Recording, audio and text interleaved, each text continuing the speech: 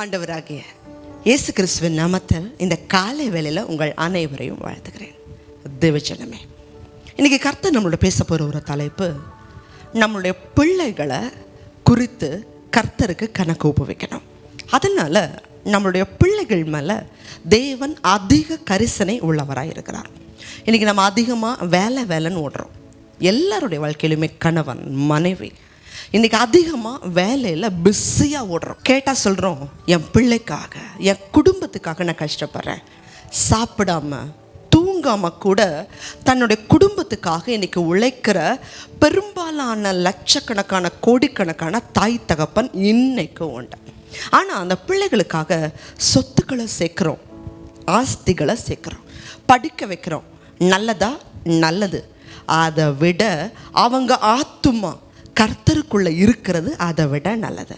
இன்னைக்கு கர்த்தர் இதை குறித்து நம்மளோட பேசுகிற காரியத்தை வாசிக்கலாம். 1 தீமோத்தேயுவின் புஸ்தகம் 5வது அதிகாரம் 8வது வசனம். ஒருவன் தன் சொந்த ஜனங்களையும் விசேஷமாக தன் வீட்டாரையும் விசாரியாமற் போனால் அவன் விசுவாசத்தை மறுதலித்தவனும் அவிசுவாசியிலும் கெட்டவனுமாய் இருப்பான். பரிசுத்த வேதாகமம் இன்னைக்கு நமக்கு கொடுக்கிற ஆலோசனை என்ன?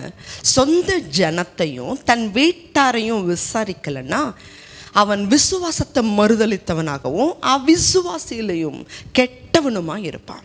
இன்றைக்கி நம்ம என்னதான் உலகத்தில் நிறைய வேலைகள் இருக்கலாம், வேலை பணம் சம்பாதிக்கணும், குடும்ப பொறுப்புகளை பார்க்கணும். உண்மைதான், இன்றைக்கி விலைவாசி உயர்வு, எல்லாரும் பாடுபட்டு குடும்பத்தை பாதுகாக்கிறாங்க, நல்லது தான். ஆனால் நம்முடைய குழந்தைகள் இது எல்லாத்த விட மேலானவர்கள். இன்றைக்கி குழந்தைகளுக்கும் தாய் தகப்பனுக்கும் அதிக நெருக்கம் இல்லாமல் இடைவெளி அதிகமாக வந்துடுச்சு. பல குழந்தைகள் கையில் இன்றைக்கி செல்ஃபோன் இல்லாத குழந்தை அப்படிங்கிறது இல்லை அப்படிங்கிற நிலைக்கு வந்துக்கிட்டு இருக்கு. எல்லாருடைய கையிலையும் ஆண்ட்ராய்டு ஃபோன். ஒரு 100 ஆண்டுகளுக்கு முன்னாடி இந்த சமுதாயம் எப்படி இருந்துச்சு? ஒரு தாய் தகப்பன் சொல்கிற வார்த்தையை பிள்ளைங்க அத்தனை பேரும் அப்படியே கேட்பாங்க. தாய் தகப்பன் பார்த்து ஒரு பொண்ணோ ஒரு மாப்பிள்ளையோ பார்த்து பல மாதங்களுக்கு பிறகு தான், சில நேரத்தில் கல்யாணத்துக்கு முன்னாடி தான் அந்த பொண்ணவோ அந்த மாப்பிள்ளையவோ பார்ப்பாங்க. சில பெண்கள் நம்மளுடைய பாட்டிகளுடைய காலத்தில் நீங்கள் கேட்டு பாருங்கள், கல்யாணம் ஆகி ஒரு 6 மாதம் கழித்து தான் என்னுடைய கணவன் மூஞ்சிவே பார்த்தேன்னு சொல்லுவாங்க. அப்படி இருந்த காலகட்டங்களில் இன்னைக்கு நம்ம குழந்தைகளை நான் பட்ட கஷ்டம் என் பிள்ளை படக்கூடாதுன்னு சொல்லி அதிகப்படியான உரிமைகளை அவங்களுக்கு இடம் கொடுத்து நம்ம வளர்க்குறோம். ஆனால் அந்த குழந்தைகளுடைய வழியில் ஒரு சிறிய இடத்துல அவங்க தவறான முடிவை எடுத்தாலும் அந்த இடம் மட்டும் இல்லை, அவங்க வாழ்க்கை முழுவதும் பாதிச்சிடும். ஏற்கனவே இந்த ஆண்ட்ராய்டு ஃபோனில் அநேகம் பாவங்கள் உள்ள நுழைஞ்சிருச்சு. இப்போ நீங்கள் தற்காலத்தில் நீங்கள் பார்த்துருந்தா உங்களுக்கு தெரிஞ்சிருக்கும், எப்போ இந்த மொபைலில் ஏஐயோடைய கண்ட்ரோலில் வந்துச்சோ இன்றைக்கி அதிகமான அசுத்தங்கள், அதிகமான பாவம் மிதமிஞ்சி போயிடுச்சு. இன்றைக்கி எல்லாம் 10 வயசு 11 வயசு 12 13 இந்த வயசில் உள்ள குழந்தை கையில் இந்த ஆண்ட்ராய்டு ஃபோன் இருக்கே. பொதுவாக உலகத்தில் ஒரு பழமொழி உண்டு, இன்னும் கெடுவேன் பார்க்குறியா அப்படிங்கிற ஒரு பழமொழியை சொல்லுவாங்க. அந்த மாதிரி இன்னும் இந்த பூமி பாவத்துக்கு நேராக, இச்சைக்கு நேராக, அசுத்தங்களுக்கு நேராக உலகம் போயிட்டுருக்கு. ஆனால் இன்றைக்கி பெற்றோராகிய நாமோ பிள்ளையோடைய படிப்புக்கு ஃபீஸ் வேணும், பிள்ளையோடைய எதிர்காலத்துக்கு பணம் வேணும்னு சேர்க்குறோம். அதை விட நீங்கள் சொத்து சேர்க்கலைன்னா கூட அவர்களை மாத்திரம் ஆண்டவருக்கு நேராக நீங்கள் வழி நடத்திட்டீங்கன்னா போதும், கர்த்தரே அவர்களுடைய சொத்தை மாறிடுவார். பரிசுத்த வேதாகமத்தில் யோசேப்புடைய வாழ்க்கையாகட்டும், தானியேலுடைய வாழ்க்கையாகட்டும், 2 பேருமே இளம் வயதில் அந்நிய தேசத்துக்கு கொண்டு போகப்பட்டவங்க. யோசேப்பு சிறு வயதில் எகிப்து தேசத்துக்கு கொண்டு போகப்படுகிறார். அந்த இடத்துல அவரை கேள்வி கேட்கறதுக்கு தாயும் இல்லை, தகப்பனும் இல்லை, அவரை கண்ட்ரோல் பண்ணுறதுக்கு யாருமே இல்லை. அவருடைய மேல் எஜமானி ஒரு பாவத்துக்கு அழைக்கிறாங்க. அந்த எஜமானி சொல்கிறத மாத்திரம் அவர் அன்றைக்கி யோசேப்பு கேட்டிருந்தா நல்ல சாப்பாடு, நல்ல துணிமணி, நல்ல ஓய்வு, மனம் போல் உல்லாசமாக சந்தோஷமாக வாழ்ந்திருக்கலாம். கேட்குறக்கு அங்கே யாருமே இல்லை. ஆனால் அந்த யோசேப்பு பாவம் செய்ய வேண்டிய சூழ்நிலை வரும் பொழுது தேவனுக்கு விரோதமாக நான் பாவம் செய்வது எப்படி அப்படின்னா என்ன அர்த்தம்? யோசேப்புடைய சிறு வயதில் இருந்து அவருடைய தகப்பன் அவருக்கு ஆண்டவரை பற்றி, சிறு வயதில் ராகேல் இறந்துட்டாங்க, யோசேப்புடைய அம்மா இறந்துட்டாங்க. அவரை யார் ஆண்டவருக்குள்ள நடத்தியிருப்பா? அவரோட தகப்பன் யாக்கோபு ஆண்டவரை குறித்து அதிகமாக அவர்கிட்ட பேசியிருக்கணும். அதே போல் தானியேலுடைய வாழ்க்கை. அதனால தான் யோசேப்பு கர்த்தருக்கு பயந்து பாவத்துக்கு விலகினதுனால நாள் ஒன்று வந்தபோது முழு எகிப்துக்கும் தேவன் யோசேப்பை உயர்த்துகிறார். தேவஜனமே, யோசேப்பை மாத்திரமல்ல, தானியேல் பாபிலோனுக்கு கொண்டு போகப்படுகிறார். 127 நாடுகளுடைய கூட்டமைப்பு தான் இந்த பாபிலோன். எல்லா பாவமும் இந்த பாபிலோன்ல இருந்துச்சு. விக்கிரகாராதனை இருந்துச்சு, பாவங்கள் இருந்துச்சு, இச்சைகள் இருந்துச்சு. இவங்களை கூட கேள்வி கேட்க யாரும் இல்லை. இவங்க மனம் போல வாழ்ந்திருக்கலாம், ஒரு அடிமைகள் தான். ஆனால் ராஜாவுடைய உணவு அவங்களுக்கு கொடுக்கப்படுது. அந்த உணவுல கூட ஆண்டவருடைய வார்த்தையை மீற மாட்டோம். தானியேல், சாத்ராக், மேஷாக், ஆபேத்நேகோ, இது யார் அவங்களுக்கு கற்றுக் கொடுத்தா? தாயும் தகப்பனும் குழந்தையா இருக்கும் பொழுதே ஆண்டவரை அவங்களுக்குள்ள கொண்டு போனதுனால ஒரு நாட்டுக்கே அடிமையா போனாலும் அந்த இடத்துலையும் கர்த்தருக்கு பயப்படுகிற பயம். தானியேல் புஸ்தகத்தை வாசிக்கும் பொழுது 4 ராஜாக்கள் வர்றாங்க.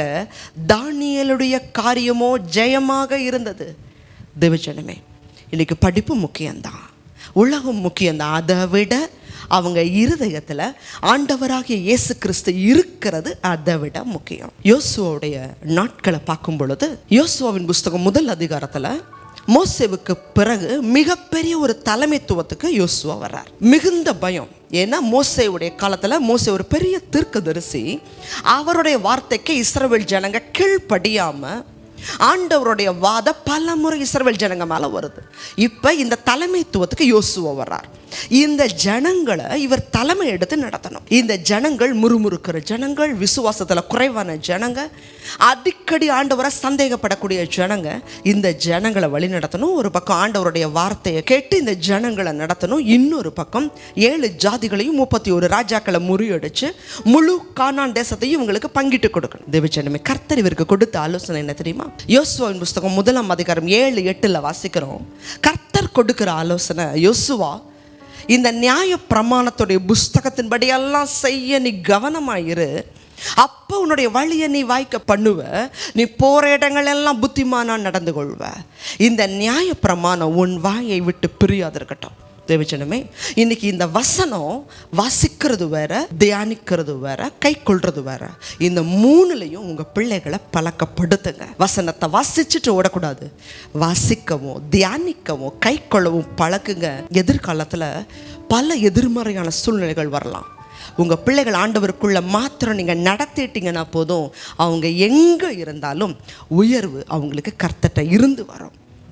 தேவஜனமே, உங்கள் பிள்ளைகளை குறித்து நீங்கள் ஆண்டவர்கிட்ட கணக்கு ஒப்புவிக்கணும். ஆபிரகாமின் தேவன், நான் ஈசாக்கின் தேவன், யாக்கோபின் தேவன் ஆண்டவர் சொன்னார். ஆனால் அந்த கிருபை ஏசாவுக்கு கிடைக்கல. உங்கள் பிள்ளைகளை குறித்து எச்சரிக்கையாயிருங்க. கர்த்தருக்குள்ள நடத்துங்க. உலகம் பாவத்துக்குள்ள இன்னும் பெருகிக்கிட்டே இருக்கு. உங்கள் பிள்ளைகளுடைய ஆத்துமா நாளைக்கு உங்களோட கூட தேவனுடைய ராஜ்யத்துக்கு வரணும். தேவன் நம்மளை நம்பி கொடுத்த பிள்ளைகள். அந்த குழந்தைகளுக்காக ஜெபிங்க. ஒவ்வொரு நாளும் அதிகாலையில் உங்கள் பிள்ளைகளுக்காக ஜெபிங்க. கர்த்தருக்குள்ள நடத்துங்க. கர்த்தரே உங்கள் பிள்ளைகளை ஆசீர்வதித்து உயர்த்துவார். ஜெபிக்கலாம். அதிகமாக நேசிக்கிறீங்களா அன்புள்ள ஆண்டவரே? இன்றைக்கி எங்கள் பிள்ளைங்க நல்லா படித்தா போதும், டியூஷன் போனால் போதும், ஸ்பெஷல் கிளாஸ் போனால் போதும்னு நினைக்கிறோம். ஆண்டவருக்குள்ளே அவங்க இருக்கிறாங்களான்னு நாங்கள் நினைக்கிறதில்லப்பா. தகப்பனே, எங்கள் பிள்ளைகள் தான் இனி வரக்கூடிய எதிர்காலம், தேசத்தோட எதிர்காலம் அவங்க தான். இன்னைக்கு அழிந்து போகக்கூடிய ஆத்துமாக்கள் மத்தியில் அவர்களும் இருந்துடக்கூடாது. தகப்பனே, உலகத்தில் வரக்கூடிய உபத்திரவத்தில் எங்கள் பிள்ளைகள் நிற்கணும்னா ஆண்டவர் அவங்களுக்குள்ளே இருந்தால் தான் முடியும். தகப்பன் தாமே, இந்த செய்தியை பார்க்குற ஒவ்வொரு பேரண்ட்ஸும், ஒவ்வொரு தாய் தகப்பனும் அவங்க பிள்ளைகளை அப்பா உங்களுக்குள்ள நடத்த கிருபத்தாங்க, ஆசீர்வதிங்க. ஒவ்வொரு பிள்ளைகளும் நீதிமான்களா தேசங்களை சுதந்திரிக்கட்டும்.